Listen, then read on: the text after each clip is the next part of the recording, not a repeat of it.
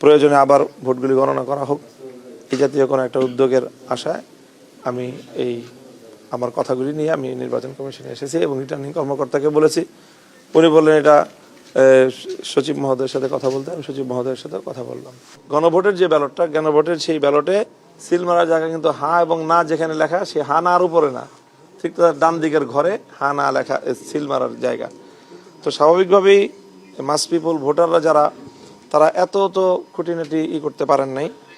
তারা অনেক ভোট যারা ওই লাস্ট ফার্স্ট কলামের লাস্ট রোতে যাদের দেওয়ার কথা, তারা সেই জায়গায় মার্কার উপর প্রতীকের উপর সিল না মেরে অনেকে সিল মেরে বসছে সামনের ফাঁকা জায়গায়।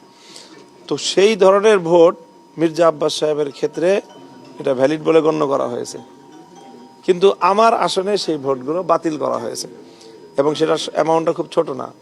আমার আসনে 50টা কেন্দ্রের ফলাফল এই রিটার্নিং কর্মকর্তা ঘোষণা করলেন, সেখানে 1200 ব্যালট বাতিল হয়েছে। তো সেই হিসাবে আমার ধারণা, যদি 138টা কেন্দ্র, আমার 138টা কেন্দ্রে যদি এই হারে ব্যালট বাতিল হয়ে থাকে, তো সেটা হয়ে যাবে 3000-এর উপরে, 3500-এর মতো। তো আমার প্রতিদ্বন্দ্বী প্রার্থীর সাথে আমার ভোটের পার্থক্য হলো 2200 সামথিং।